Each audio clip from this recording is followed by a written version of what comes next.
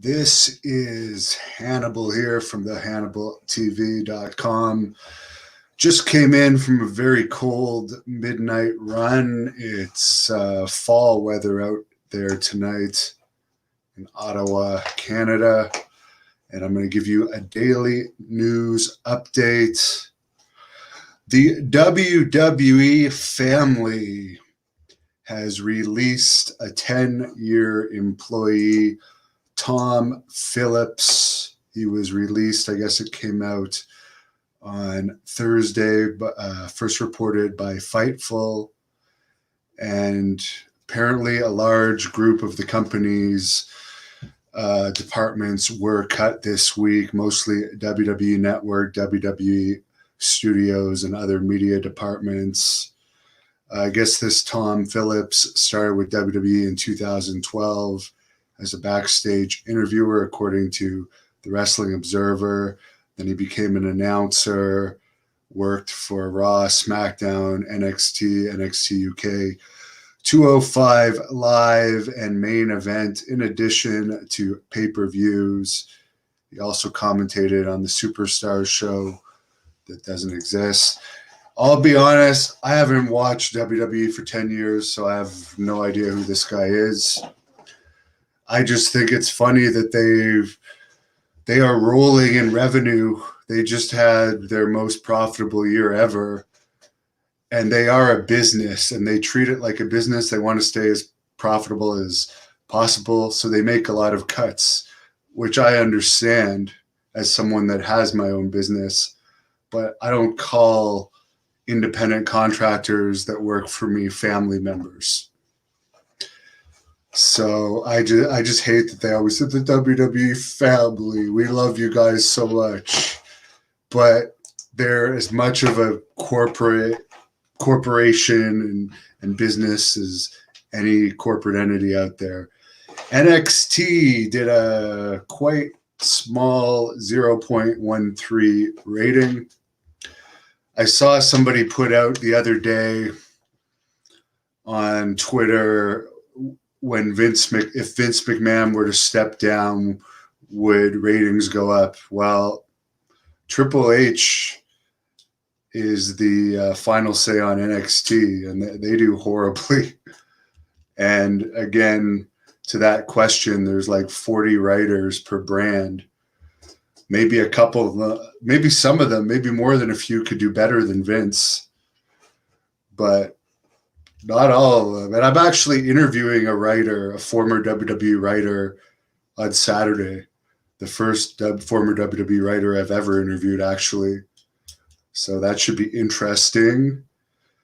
He seems like an actual pretty cool guy from the communications I've had with him so far. Tomorrow at 2 p.m. Eastern, I'm interviewing Francine from ECW. And I'm interviewing also on Friday Dave Sullivan from WCW, who was the kayfabe brother of Kevin Sullivan, as well as the Goon, on Saturday. I did post a video, which I can also show on here. It's very...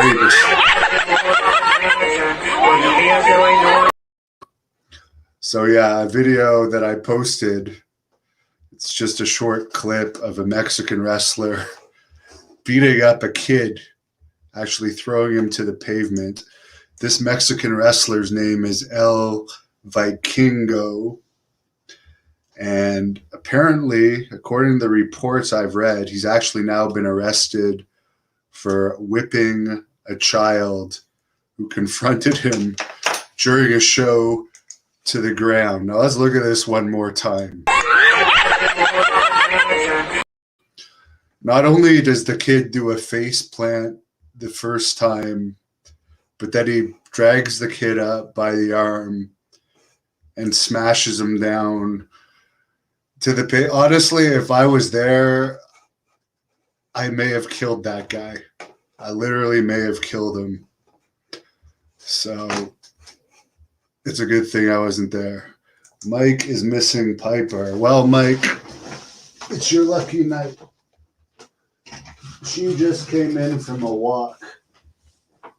I walked her when I got back from my run. So she'll come up and say hi. my podcasting partner here, Piper. Jason says hello. The Great Dragon says the WWE family will fire you from the family in an instant.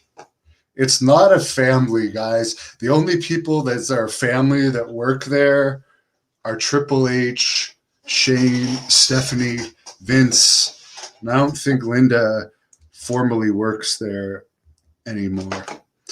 By the way, so many people have many people, not everyone, but a large amount of people, thousands have seen my review of the A&E documentary on The Ultimate Warrior, which, by the way, I couldn't put the link to because it was a pirated link because I don't have cable.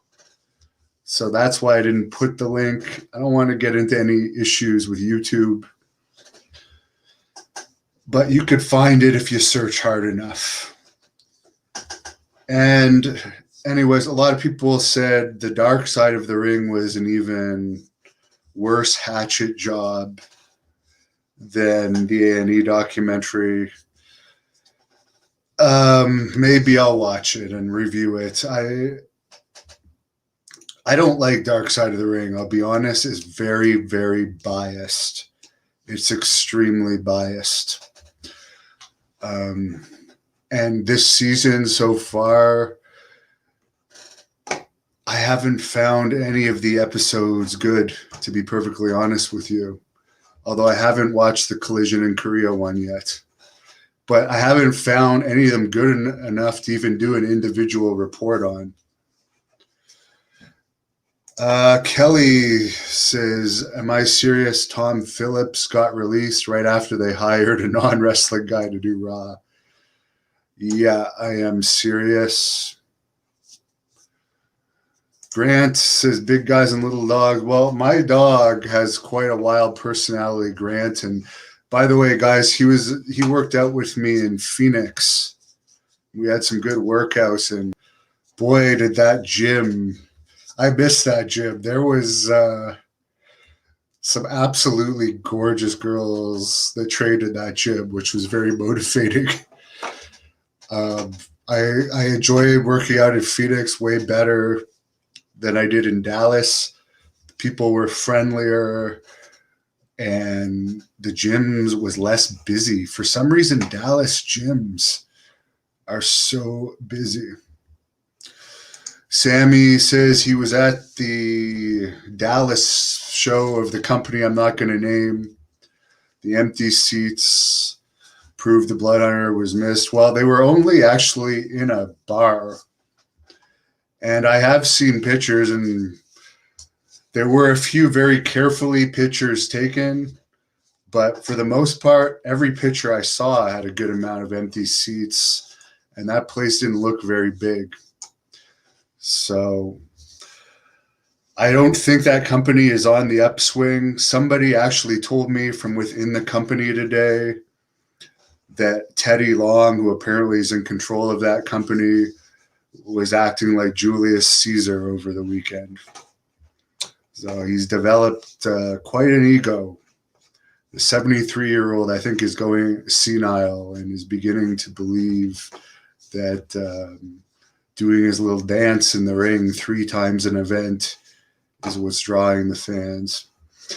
But on a bright note, there is another company that I was collaborating with prior to COVID causing all the California restrictions, PCW Ultra. And it is my understanding that they could be coming back very soon. And I doubt you'll ever see Teddy Long at PCW Ultra. Their arena is very much similar atmosphere to the ECW arena.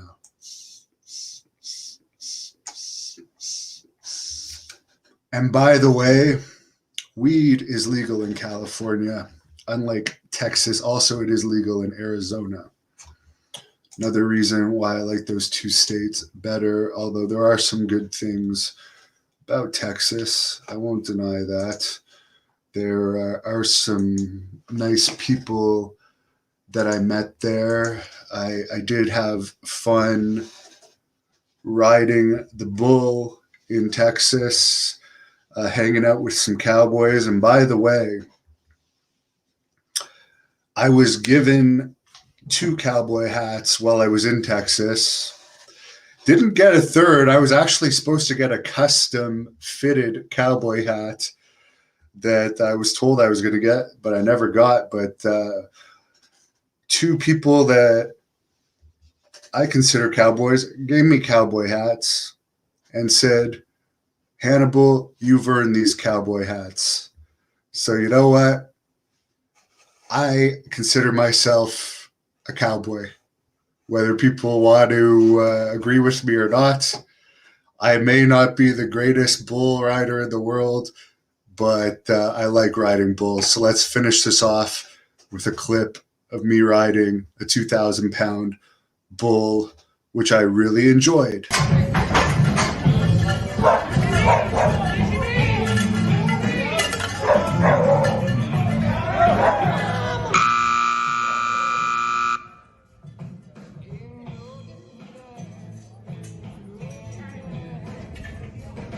Thank you for watching the Hannibal TV.